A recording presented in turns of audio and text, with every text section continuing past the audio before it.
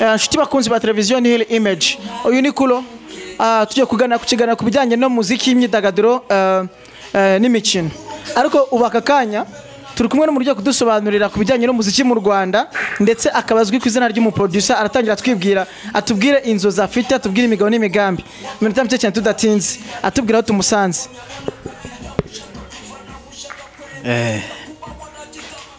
Mumeze mute? Uratangira twibwira, witwa nde, ukorera hehe, studio yitwa ngo iki? Okay, amazina yanjye y'akazi ni Pazo G Nexus. Amazina bwite y'ababyeyi akaba ari Patrick Ntawusenyorwe.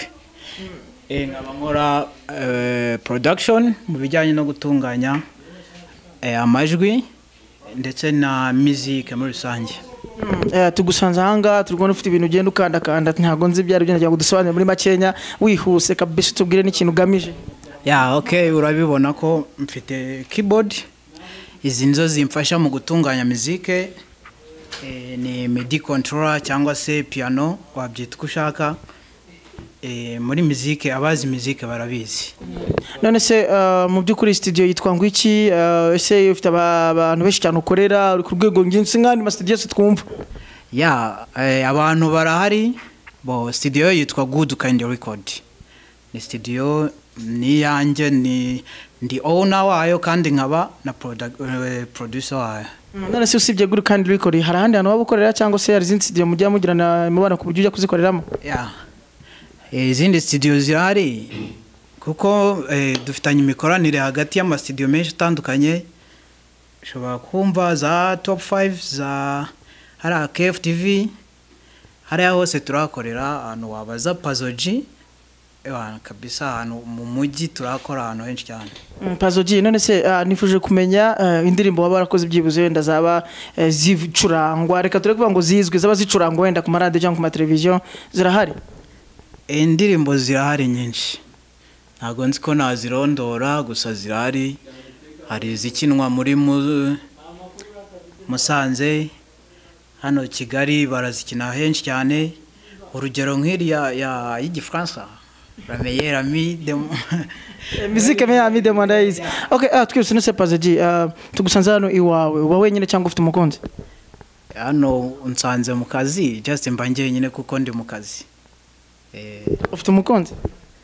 Umukunzi I'm single and searching. Ajari single ara searching. None se Pazo G, ndagira ngo nkwibarize, ngiye urabibona gute umuziki wo mu Rwanda, abahanzi bo mu Rwanda, ni inama wabagira? Se ubona ibintu bakora byajya ku isoko mpuzamahanga nk'abandi, usibye ndagira ngo ukimbwire wihuse kandi vuba.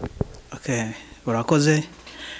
Kwicyo wenda cyo gisa n'inama nagira abahanzi bakora umuziki nyarwanda, ikintu nabasaba no kwishira hamwe, gukorera hamwe, yaba hagati ye na producer cyangwa se hagati y'abahanzi ku giti cyabo, ndetse bakamenya avuga ngo kwirefera ku bantu badusize mu bo hanze. Mbese ntidutakaze umuco wacu mu Rwanda, ariko tukazajya dufata ubumenyi bundi bwo kuzindi mande kugira ngo natwe tudevelope byihuse.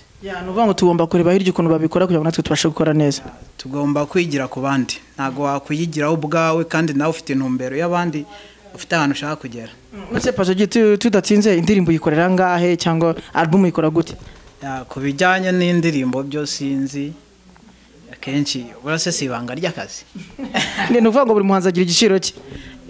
Buri muhanzi agira igiciro cye. Urabona nk'uko umuntu afite abahanzi yatangiranye nabo bwa mbere, just bariya ntago bavuga ngo bafite taxi, bafite igiciro nk'icy'abantu bari kwinjira ubwo ngubwo bakiza mu muziki, biba bitandukanye kameme.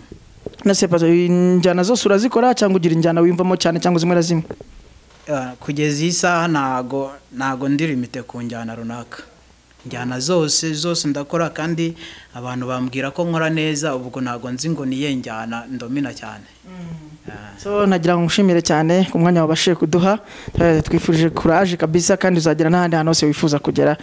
Nshuti bakunzi ba televiziyo Hill Image, yari Kuro, twa turi kuganira ku buzima bw'umuziki muri rusange. Murakoze cyane, nakagaruka.